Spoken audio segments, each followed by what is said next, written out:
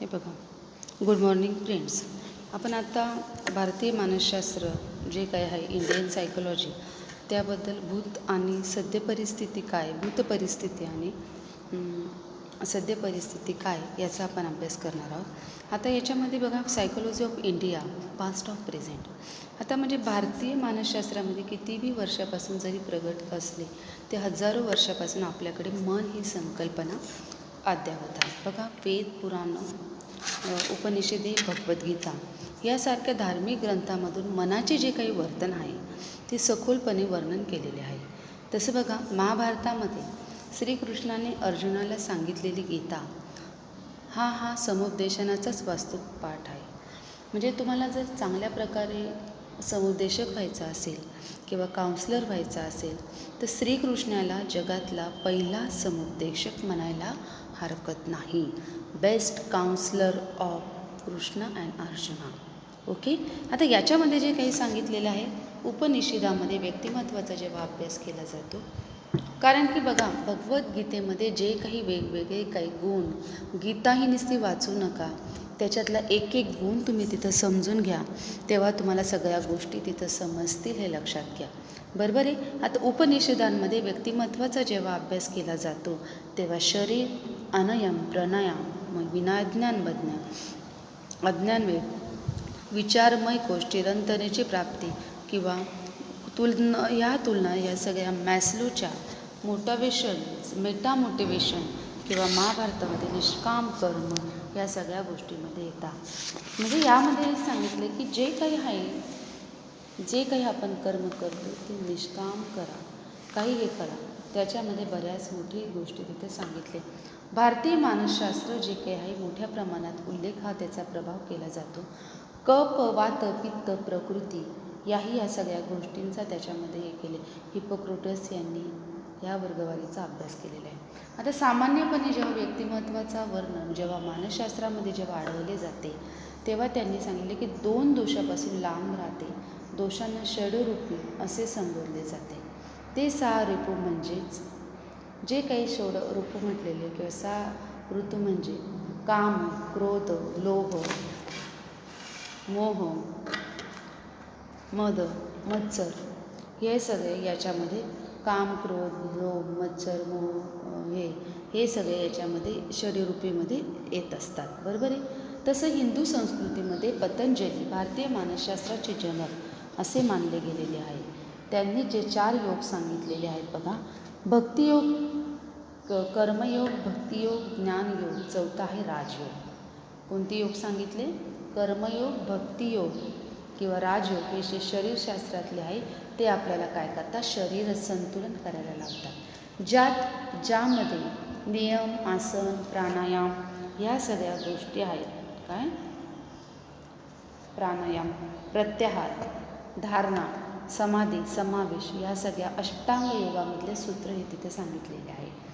आणि योगसूत्रातील सांख्य योगामधल्या त्रिगुण सिद्धांतानुसार आपल्या शरीरातील प्रत्येक गोष्ट राजस, तामस, सत्व युगांनी बनलेली आहे. तामस गुणयुक्त सुद्धा कधी आळशी हा तिथं बनत असतो, हे त्यामध्ये सांगितले. प्राचीन काळातील भारतीय मानसशास्त्राची जी काही बैठक जी झाली, अध्यात्मावर मोठ्या प्रमाणामध्ये हे झालेली. आता भारतीय मानसशास्त्र जे काही हिंदू संस्कृतीमध्ये, बौद्ध, जैन संस्कृतीमध्ये हे केलं जातं. बौद्ध तत्वानुसार मोक्ष हा अंतिम ध्येयाचा मार्ग आहे. मग त्याच्यामध्ये त्याने 4 उदात्त, सत्य आणि 8 असे मार्ग सांगितले. सत्य 8 मार्ग म्हणजे कोणते? अहिंसा, चोरी न करणे, व्यभिचार न करणे, खोटे न बोलणे आणि व्यसनापासून दूर राहणे, पंचशीलाचे आचरण करण्यास तिथं सांगितले. हे कोणाचं झालं? बौद्ध तत्वानुसार. आणि हिंदू आणि बौद्ध तत्वानंतर जैन धर्म देखील आत्म्याची मुक्ती. बघा, बौद्ध धर्म काय सांगतो? हिंदू धर्म आणि बौद्ध तत्व यानुसार आत्म्याची मुक्ती ही आयुष्याचे अंतिम ध्येय हे मानत असते. त्यामध्ये सत्य, अहिंसा, अपिग्रह, ब्रह्मचार्य या सगळ्या घटकांचा तिथं काय होत असतो? विचार हा करत असतो. बरोबर आहे. बघा, हे आपले इंडियन कल्चर ऑफ स्पिरिच्युअल्स ह्या सगळ्या गोष्टी झाल्या. त्यामध्ये ज्ञानेश्वर, संत रामदास यांनी सुद्धा मन आणि वर्तन याच्यावर खूप मोठ्या प्रमाणात काम केले. संत रामदास स्वामींचे दासबोध, मनाचे श्लोक, आपण कसे वागावे कसे वागू नये, हे अप्रतिम ग्रंथ मनाच्या श्लोकामध्ये तिथं सांगितलेले आहे.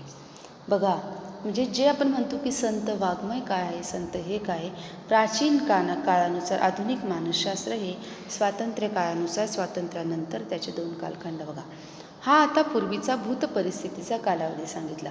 तर भूत परिस्थितीमध्ये आपण सगळ्या गोष्टींचा आपण अभ्यास केलेला आहे. ओके, आता पुढचा जेव्हा आपण सद्य परिस्थिती आणि प्रेझेंटचा आपण जेव्हा अभ्यास करू, तेव्हा हे भारतीय मानसशास्त्र हे प्राचीन आहे. या ग्रंथांमध्ये मन, बुद्धी, जाणीव, तर्क, अवधान, समस्या परिहार हे मनोव्यापारांमध्ये जास्तीत जास्त आढळलेले आहे. मानसशास्त्रामध्ये याचा प्रभाव असल्याचे ते जाणवत नाही. स्वातंत्र्यपूर्व आणि त्यानंतरही भारतात त्या शाखेची प्रगती पाश्चिमात्य मानसशास्त्रात मोठ्या प्रमाणात प्रभाव झालेला दिसतो. भारतात आधुनिक मानसशास्त्राची सुरुवात जी काही आहे, कलकत्ता ह्या विद्यापीठात 1915 साली मानसशास्त्र विभाग हा सुरू केला. भारतामध्ये बघा, 1915 साली मानसशास्त्र विभाग चालू केला. त्यांचे प्रमुख होते डॉक्टर नरेंद्रनाथ सेनगुप्ता. आणि हे यांचे जे काही सेनगुप्ता होते, इंडियन सायन्स ऑफ असोसिएशन मानसशास्त्राला त्यांनी जागा म्हणून दिली. या भारतामध्ये मानसशास्त्राचे योगदान करण्याचं काम होतं डॉक्टर सेनगुप्तांचं आहे. इंडियन सायकोलॉजिकल ऑफ असोसिएशन याची जी काही स्थापना, याच्यामध्ये पुढाकार त्यांनी घेतला. डॉक्टर गिरीशचंद्र बोस यांनी विद्यापीठातील मानसशास्त्र विभागाचा पदभार तिथं सांभाळला. आणि बोस यांनी फ्राईडच्या सायको ॲनालिसिस मनोविश्लेषण विचारधारेचा प्रसार केला. आणि त्यांनी 1922 साली इंडियन सायको ॲनालिटिकल सोसायटी ही स्थापन केली. सुरुवातीला अगदी मोजक्या विद्यापीठांमध्ये मानसशास्त्रात विषयात मिळणारी पदवी ही भारतामध्ये जवळजवळ आता सर्वच राज्य विद्यापीठांमध्ये मिळू लागलेली आहे. तसेच उत्कल विद्यापीठ, भुवनेश्वर, अलाहाबाद हे विद्यापीठ UGCच्या सहकार्याने मानसशास्त्रामध्ये संशोधनासुद्धा तिथं चालते.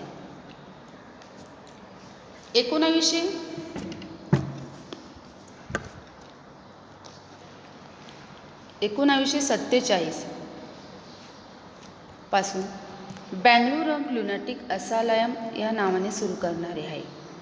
बँगलोर लुनाटिक असालयम ह्या नावाने सुरू करणारी संस्था जिल्हा 1954 मध्ये all India institute of mental health, all India institute of mental health, आणि ती संस्था राष्ट्रीय मानसिक स्वास्थ्य आणि स्नायू विज्ञान संस्था ही कार्य करते. तिला आज निमान्स हे या नावाने मोठ्या भारतामध्ये अग्रजन्य ही संस्था ही मोठ्या प्रमाणे काम करते. निमान्समध्ये जर तुम्ही चांगल्या प्रकारे जर हे केलं किंवा तिथले कोर्सेस केले तर चांगल्या प्रकारे तुम्हाला ही नवीन मोठी मानसशास्त्रामध्ये संधी मोठ्या प्रमाणे मिळू शकते. 1980 मध्ये ज्या मध्यापर्यंत मानसशास्त्रामध्ये अपसामान्यांचे वर्तनशास्त्र ॲबनॉर्मल विरही होती, तस त्या विषयाची व्याप्ती इतकी मर्यादित नसून शैक्षणिक संस्था, औद्योगिक संस्था, सैनिक, आरोग्य, क्रीडा या सगळ्या क्षेत्रामध्ये बघता मानसशास्त्राला मोठ्या प्रमाणामध्ये उदयास आलेला आहे. मानसशास्त्राला भविष्यामध्ये मोठ्या प्रमाणामध्ये उदय हा तिथं निर्माण झाला आहे. त्यामुळे जेव्हा भूतकाळ आणि वर्तमान काळ या सगळ्या गोष्टींचा आपण जेव्हा विचार करतो, तिथं आपल्याला या सगळ्या घटकांचा तिथं विचार करणं. हे बघा विद्यार्थी मित्रांनो, भूत परिस्थिती आणि सद्य परिस्थिती हे इंडियन सायकोलॉजी काय आहे ही तुम्हाला कळाली असेल. पुढच्या व्हिडिओमध्ये आपण की मानसशास्त्राची विविध क्षेत्रे कोणती आहे त्याचा अभ्यास करणार आहोत.